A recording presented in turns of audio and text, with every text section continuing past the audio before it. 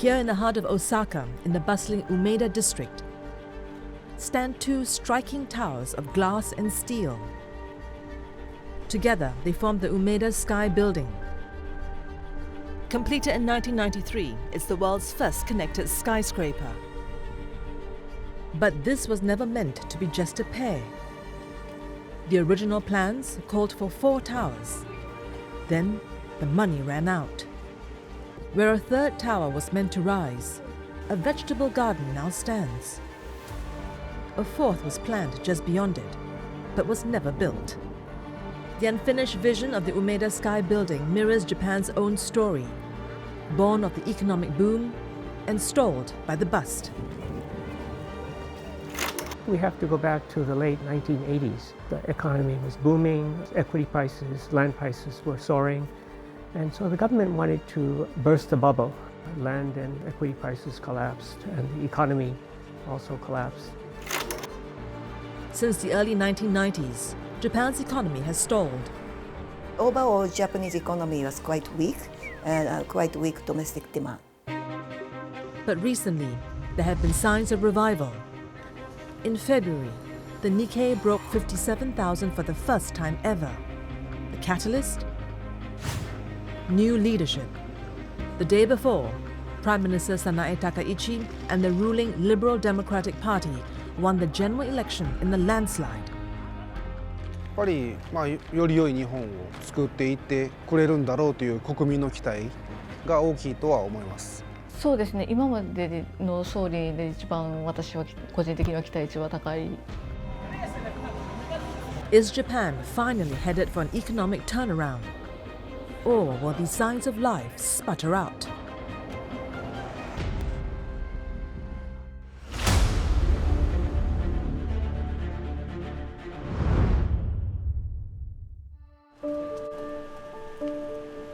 In fall 2024, IT professional Sato Takahide returned to Japan. He had spent over 8 years studying and working abroad. One of the first things he noticed on his return, how much prices had risen in his absence. 最初は卵例えば190円、200円切るかなくらい。今は250円台ですかね。50円、60円とか。ブロッコリーは最初60円、70円とか。今は100円前後ぐらいだと思います。Of course, this is inflation. But in Japan, inflation of any kind has been unusual. You see, for about 3 decades, prices in Japan barely rose. I think we have to go back to the late 1980s. At that time, Japan was a bubble economy. The economy was booming, equity prices, land prices were soaring, and things were getting a little bit out of control, so the government felt that it's time to bring them down. And so they tightened monetary policy, and they restricted real estate lending and so forth. And these various policies were very successful, in fact, maybe too successful, and they led to a collapse of the bubble, and land and equity prices collapsed, and the economy also collapsed. Japan's economy and stock market surged through the 80s until December 1989. Then, Japan's massive asset bubble popped. And by 1992, the Nikkei had lost more than 60% of its value. Households and firms pivoted from spending to debt repayment, even with interest rates at near zero. This basically led to this 30-year recession in Japan. And because it was a recession, people's incomes were stagnant. People didn't have money to spend. For about 30 years, the country was stuck in a deflationary cycle. This period came to be known as Japan's lost decades. For economists, some level of inflation is a good thing. It can reflect steady demand for goods and services, often a result of rising employment or wages. Deflation, on the other hand, can be a signal of economic stagnation. Because people didn't have money to spend, there was not enough aggregate demand. And if there isn't enough demand, then prices will generally fall. Throughout the lost decades, roughly spanning 1991 to 2021, Japan's GDP grew by about 1% each year, with some years of negative growth. But in 2022, inflation returned to the world's fourth largest economy, surpassing the Bank of Japan's 2% target. Was this a sign of an economic turnaround? It all depends on what's happening on the other side of the ledger, namely incomes and wages. Even if prices are going up 10% a year, if people's wages are going up 20% a year, then there's nothing to worry about. There are other signals that Japan might be emerging out of its lost decades. The country saw 6 consecutive quarters of growth, ending in Q2 of 2025. This is the longest consecutive streak of expansion since the COVID-19 pandemic. GDP growth for 2026 is projected to be about 0.5%. The Nikkei also reached an all-time high at the start of 2026 and has continued its record-breaking run. Mr. Takaichi became Prime Minister in October last year. Around that time, the Japanese economy was still in the process of continuing the very moderate economic growth. And the real GDP level just recovered the pre-COVID-19 pandemic's level. But overall, Japanese economy was quite weak, and quite weak domestic demand. So I can't really say the Japanese economy is booming, but it's not really collapsing either. There's a reason for this caution. To determine if the inflation figures point to economic revitalization, we must look more closely at the details. In Japan's case, rising prices are not wholly caused by increased consumer demand.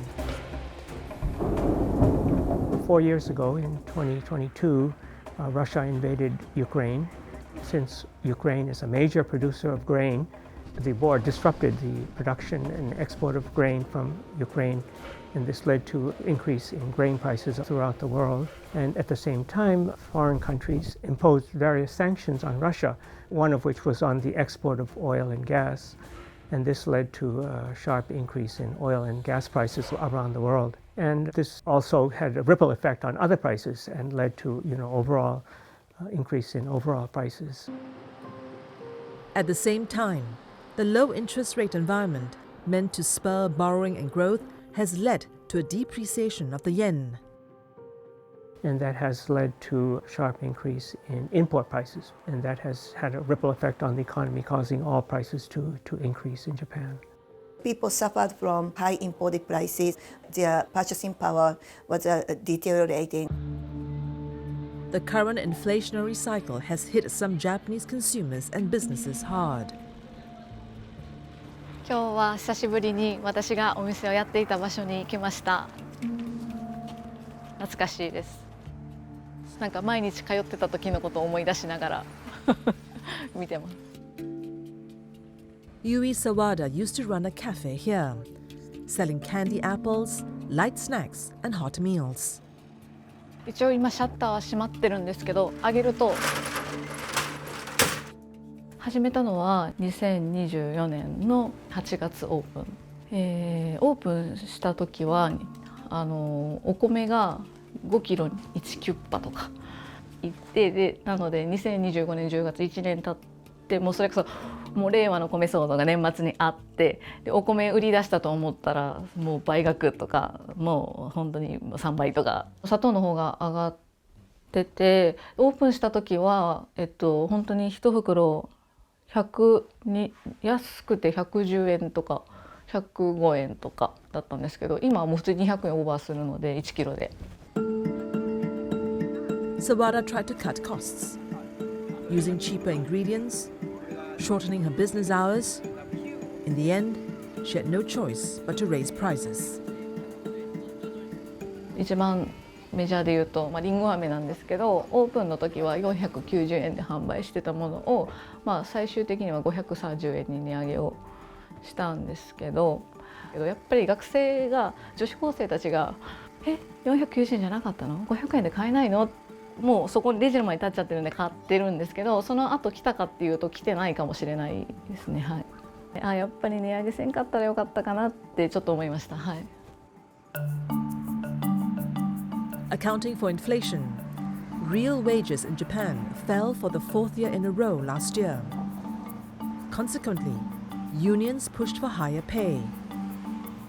So, in October last year, Japan implemented a major minimum wage increase from 1,055 yen to between 1,118 and 1,120 yen. This bump of roughly 6% was the largest on record. But for business owners like Sawada, this was another headache. 価格も上がって原価率も上がってるのに人件費も上がるんかっていうのでちょっと悩みました。削るそのシフトを削るっていうのはできるだけしたくなかったんですけど、でもやっぱり続けていく以上苦渋の決断でした。Earlier this year, unable to keep up with operating costs, Sawada turned her business into a pop-up. Going mobile, cut her rent. As for Takahide, the cost of living he found on his return forced him to manage his expectations. とりあえず生活費を抑えて、極限まで抑えて、車は持たないし、高価なものは何も買わないし、そういう生活になるなというのは分かってました。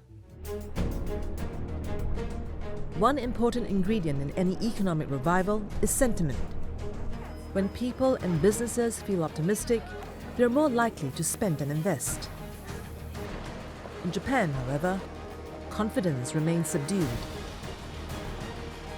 A government survey found that financial insecurity is the top concern among citizens, with over 6 in 10 people worried about their economic stability and future prospects. But are we starting to see the light at the end of the tunnel?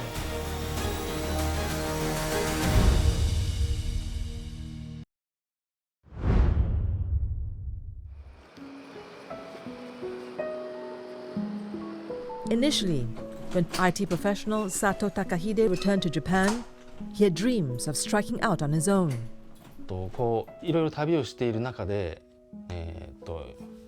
いろんな人に出会ったんですけれども、そのビジネスを0から1に立ち上げる、大きくしていくっていう人を見ていく中で、周りとのそのすごい強い、絆というか、そういうのを構築する必要があるなというふうに感じました。日本が一番やりやすいし、そうしたいというふうに思ってで帰ってきました。But his parents had different ideas. 周りの状況とか、結婚して家庭がいる、企業の中では上の方になっていくということで。Japan has one of the world's lowest unemployment rates. For every 100 people, only 2 or 3 are unemployed. But this demand for labor is not reflected in their wages. Usually, there's this inverse relationship between unemployment and wages. If there's a labor shortage and unemployment is low, wages will tend to increase. But in the case of Japan, we have a very strange situation in which you have very low unemployment, but also low wages. It's very somewhat counterintuitive.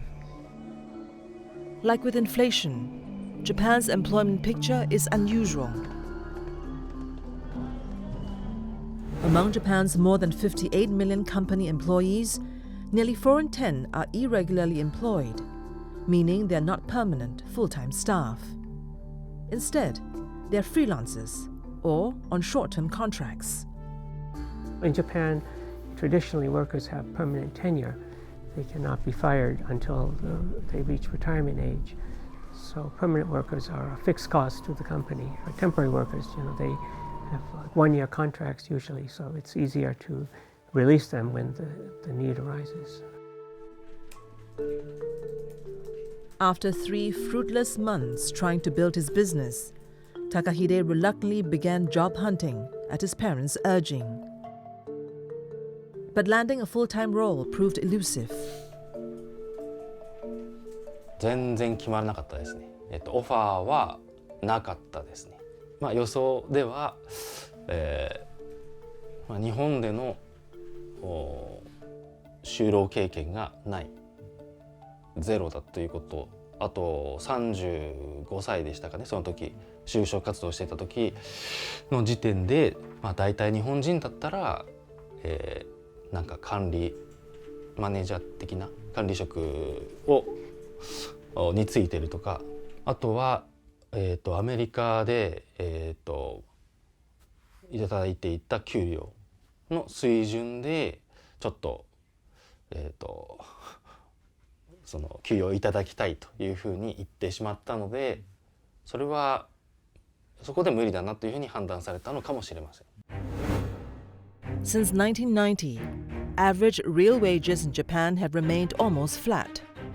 In contrast, real wages in the US are now about 1.5 times higher than they were 3 decades ago.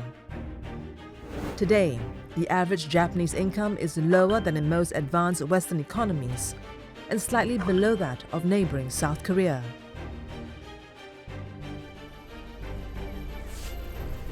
In part, the suppression of wages is a reflection of business outlook.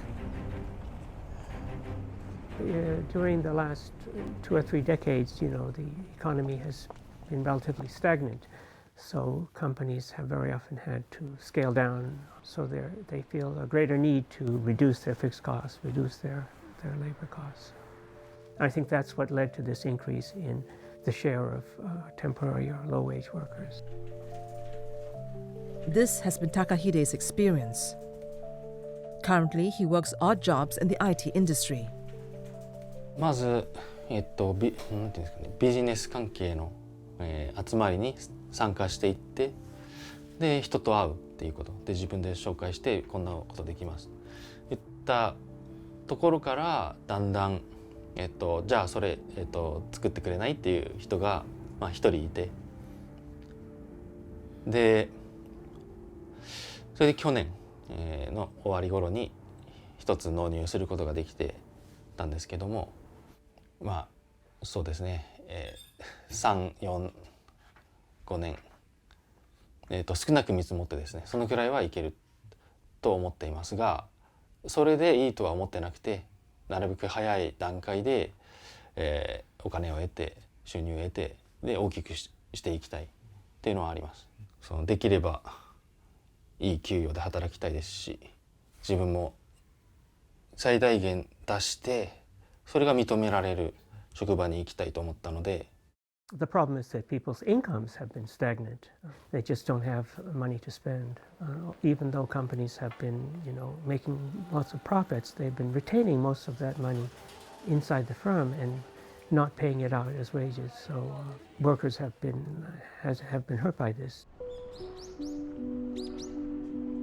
If wages do not keep up with inflation, then people are more likely to tighten their belts.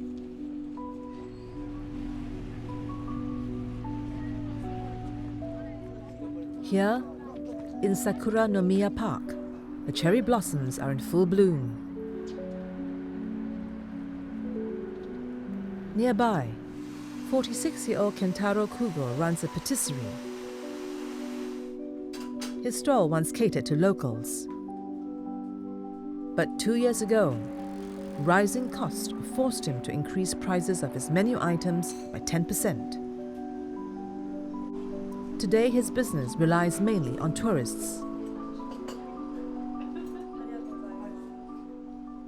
でも、ケーキが嗜好品なんで、一番真っ先にお客さんは抑えるべきところだと思うので、それは仕方ないなっていう感じですね。もともとホールケーキで買われてたのが人数分の小さいカットケーキを買われるっていう風な感じに流れになってますね。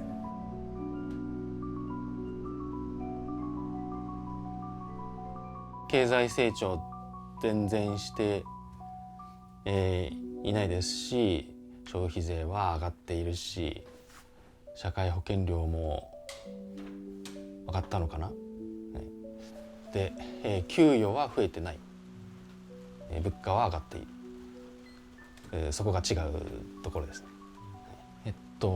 知人にプログラミングを教えています。でそれが毎月入っています。で、生活費には足りないので、貯金を崩して生活しています。一番不安に思っているのは、このままの生活が続くこと。But there are signs of change. Last year brought the strongest nominal wage increase in decades. Exports have also picked up, with growth recorded for 7 consecutive months as of April. Some attribute these bright spots to new leadership. Prime Minister Sanae Takaichi and her ruling Liberal Democratic Party secured a landslide victory in the February general election. They captured 316 seats in the 465-seat House of Representatives. The election revealed the strong support Takaichi enjoys among young people. A Yomiuri survey found that 4 in 10 of Takaichi's youth supporters backed her as they were expecting results from her policies. なんかスーツの色とか結構なんか指摘されてましたけど、なんか青いスーツばかり着るなみたいなでも私は別に、ね、それでなんか高市さんはそれをあまりお金かけたくないのよみたいな、なんかそこにちょっとなんか庶民寄りのなんか金銭感覚があるんだなっていうのがすごいなんか親近感湧いて、総理になったことがめちゃくちゃ嬉しい、個人的にはとても嬉しいし、友達とも結構話題になるんですけど、でも高市さんでもうこれ乗り換えられへんかったらどの人が総理やっても無理やろなっていうなんか話題には出ます。What are the new administration's policies, and can they unlock Japan's economic revival?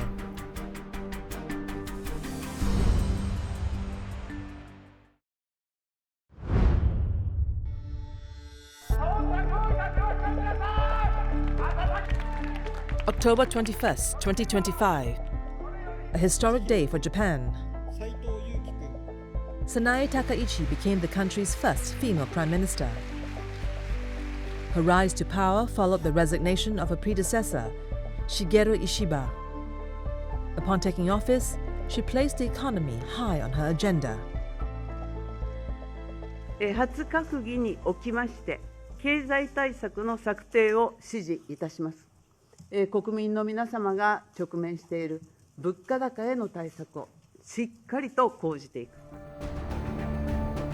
One of her first moves, a stimulus package to promote growth and ease the cost of living. Part of it gave relief to households, including a 7,000 yen subsidy for electricity and gas, and a one-off cash support of 20,000 yen per child.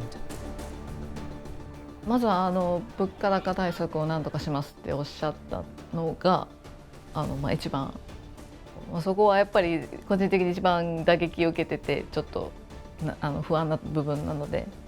From last year supplementary budget, she abolished some part of a gasoline tax, and then also she provided some temporary subsidy for the electricity. And this year she started some tax credit for the personal income tax, so people's tax payment will be less, right? So during election campaign in January, she said she will introduce 0% food-related consumption tax. So right now we pay 8% for the food. So she said she will increase the disposable income.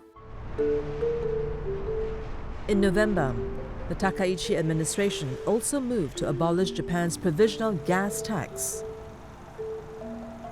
Introduced in 1974, it added about 25 yen per litre to fuel prices at the pump. The move was supposed to curb inflation. 38-year-old food truck operator Keisuke Yasuda welcomed the measure. 1週間でだいたい20キロから30キロ走って、で減税前の1ヶ月の料金が2万から3万円程度で、減税後の金額的には1万円から1万5,000円になっていると思います。やはり経費として削減ができるので一番ありがたいことだと思います。キッチンカーにとって。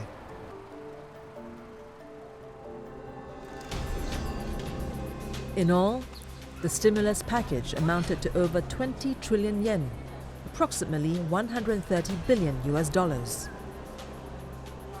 These moves are meant to create what Takaichi calls a high-pressure economy.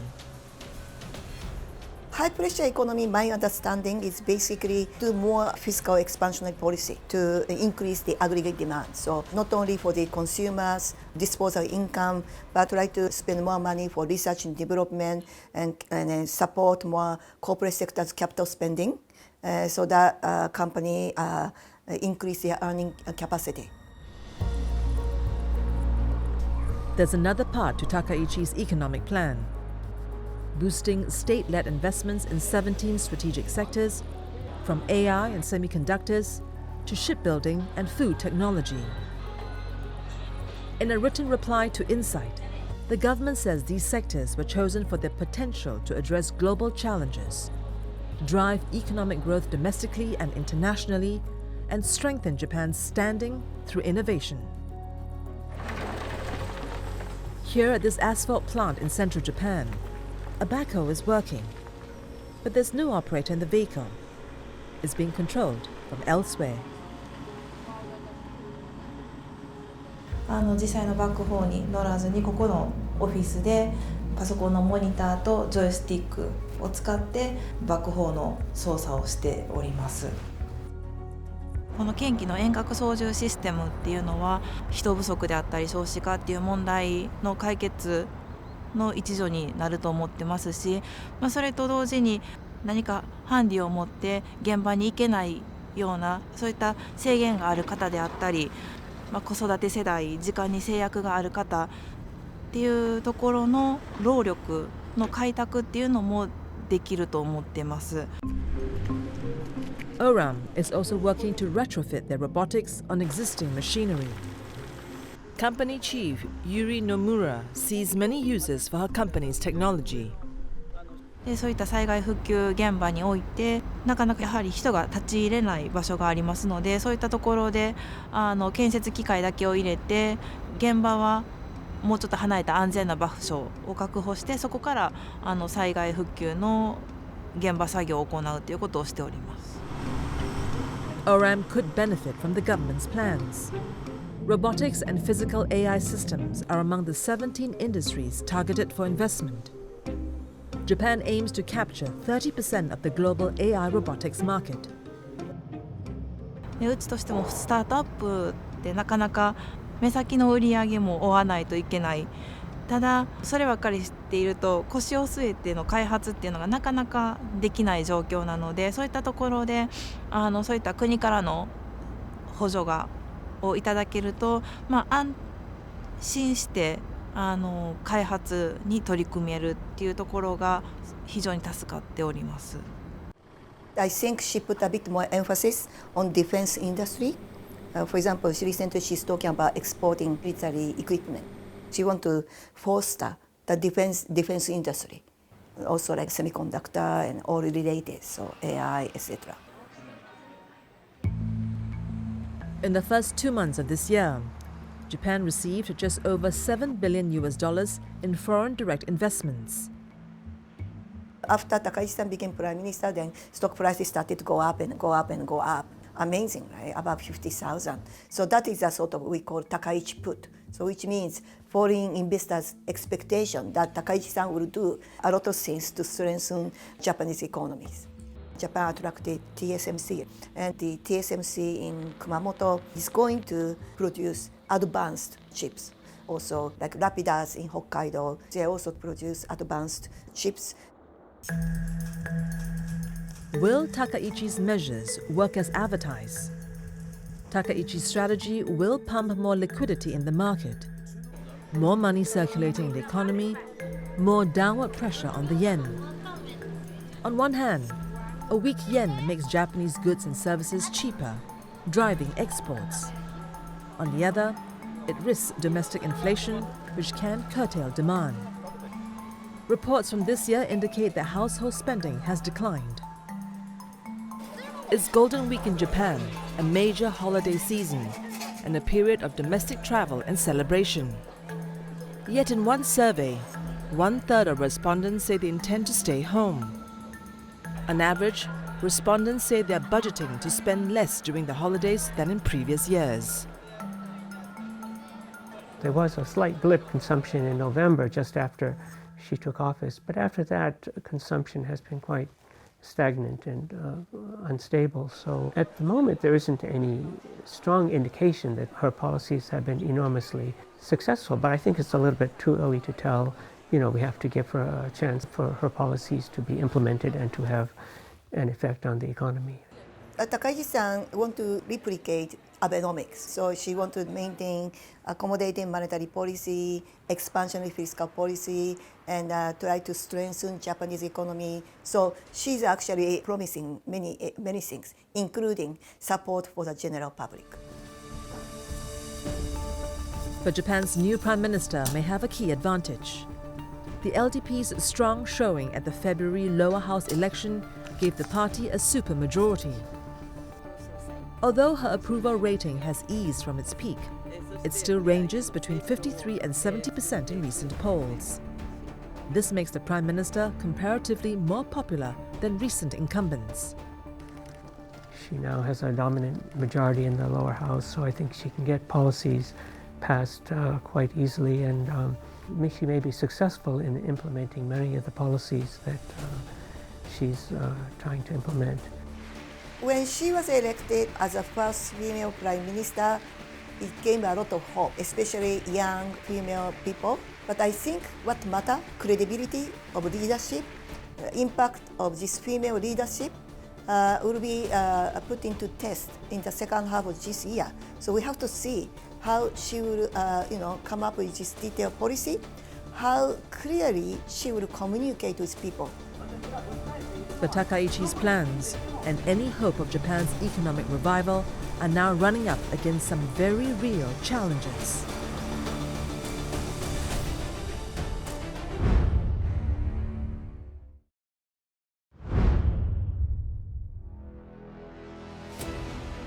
On December 31st, 2025, Japan lifted its 50-year provisional tax on gasoline. Drivers rejoiced. Then, just over 8 weeks later, well, tensions in the Middle East continue to escalate. U.S. President Donald Trump now saying Iranian Supreme Leader Ayatollah Ali Khamenei has been killed in joint airstrikes with Israel. Just as Japan is seeing signs of economic revival, it's already facing both external and internal pressures. The ongoing conflict in the Middle East is especially challenging. Japan gets about 90% of its oil shipments via the Strait of Hormuz. By March, the country's fuel prices hit record highs. For food truck operator Yasuda, the relief from the abolished tax was short-lived. 実際恩恵を受けたっていう期間は多分1ヶ月から2ヶ月だったと思います、実際のところ。と上がった時は20円から最大20円から30円1リッターあたり上がってるんで、そこはめちゃめちゃ大きかったと思います。Japan's government was forced to reinstate subsidies to cap gasoline prices at around 170 yen per liter. 理由的には原油の確保ができたからとは聞いてるんですけど、備蓄の原油の備蓄を今使っている状態なのか。This will lead to the higher food price again. So this will be a very tough for government administration because public already suffering for this cost-push inflation for 4 years. This time, not only just the food higher prices, but there are some shortage in fuel, right? I think maybe people start to call for more support for the general public. Other external challenges include Japan's relations with China and the US. With China, those ties are at a low point. Last November, Prime Minister Takaichi implied that a Chinese attack on Taiwan could trigger Tokyo's military involvement. Her words sparked a strong rebuke from Beijing. 中方强烈敦促日方反省自身在台湾问题上的历史罪责，恪守一个中国原则和中日4个政治文件精神，停止挑衅越线，停止向台独分裂势力发出任何的错误信号。 China has been implementing various retaliatory measures against Japan, strongly encouraging Chinese people not to go to Japan for tourist purposes, reducing the export of dual-use products to Japan and so on. China is Japan's top trading partner, and Japan's economy would collapse if there were no relations with China. I think it's very important for Japan to repair relations with China. Yasuhiro Yamazaki owns the premier seafood wholesaler Yamaharu. At one point, Yamaharu's exports to China were valued in the billions of yen, nearly half of the company's business. But this fell in 2023, when China banned Japanese seafood imports over the discharge of wastewater from the Fukushima Daiichi nuclear plant. This reversed last June, when China reopened its market to Japanese seafood. 11月ぐらいでね、確かね、去年ねに北海道が、水産物がホタテがですね、特に解禁になって中国のメインランドに荷物が出たよ。次は関東、本州。 Now, restrictions have been reimposed by China following the diplomatic row. Yamazaki had planned to join a Japanese food fair in Hong Kong, but talks have stalled.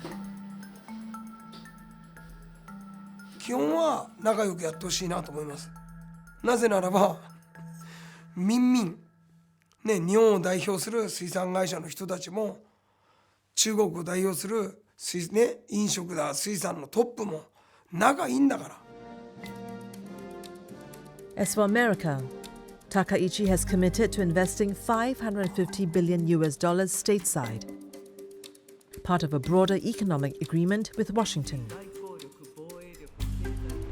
Such large outbound investments could reduce the resources available for domestic investment. They may also put downward pressure on the yen, as Japanese investors need to sell yen to buy dollars to fund these plays. The question is, when the Japanese economy is not really strong and a lot of Japanese companies are not really so lucrative, excluding impact of exchange rate, not many companies are so profitable. If they invest a lot on US, the question is, are they have a capacity to invest a lot in Japan? Domestically, Takaichi's economic agenda is facing obstacles. She wants to keep the interest rates low to stimulate borrowing and investing. However, the Bank of Japan is under pressure to raise rates to counter inflation. In December 2025, it hiked rates to 0.75%, the highest in 3 decades. At its latest meeting, the central bank held rates steady at 0.75%, though 3 board members pushed for a further increase. If we raise interest rate, then floating rate based mortgage rates will go up, and a floating rate based auto loan will go up, right? So certainly some people will suffer. From consumers' point of view, and then small and medium enterprises, maybe they don't want to have a rate hike, right? But I think most important reason why they kept raising interest rate is to try to stop further depreciation of yen, because already 160 is too much. Then, there's also the question of how the government will fund its spending. In April, Japan's upper house approved a record 122.3 trillion yen budget, the largest in the country's history. The budget reflects Prime Minister Takaichi's expansionary fiscal policy, aimed at supporting economic growth. To fund this, the government plans to issue almost 30 trillion yen in government bonds. It looks like if she wants to achieve everything, she may end up issuing more Japanese government bond. Then, what will be the implication on the 10-year yield, long-term yield, yen depreciation? So there are uncertainties here. Currently, Japan is one of the world's most indebted countries, with government liabilities around 240% of its GDP, the highest among advanced economies. And for the government to be, engaging in this out-of-control spending, I think it's not a very good idea. I think the government's hands are tied. The way to bring the finances under control is reducing spending or increasing taxes. But either way, you're going to choke off the economy. Instead, officials are planning tax relief measures for households and businesses. The Prime Minister also proposed a 2-year suspension of the 8% consumption tax. So, to fund the expansionary budget, the government may resort to spending cuts in other areas. There are proposals to curb healthcare spending, for example. For example, they cut some of the subsidy provided to the large company. It was an incentive to promote wage hike. They got 1.4 trillion yen as a result of stopping this subsidy, but it's so tiny, and so already they are using it for other purposes, for other spending. The government is looking to boost labor participation among citizens through upskilling and encouraging retirees, women, and people with disabilities to rejoin the workforce. At the same time, it's tightening immigration. For example, the business manager visa, granted to foreign entrepreneurs and executives, now requires a minimum capital investment of 30 million yen, up from 5 million previously. Prime Minister Takaichi, I think her views reflect the views of many Japanese. Many Japanese do have this nationalistic feelings, but on the other hand, these views can actually hurt the economy. For example, she seems to be intent on reducing the number of foreign workers coming into Japan, and given that Japan has a very severe labor shortage, this could a reduction in foreign workers coming in can have a adverse impact on the economy. For 3 decades, Japan has struggled with economic stagnation.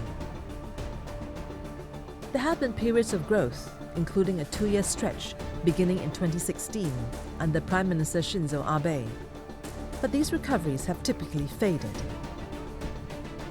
Now, there are signs of a renewed rebound, rising prices, wages, and exports.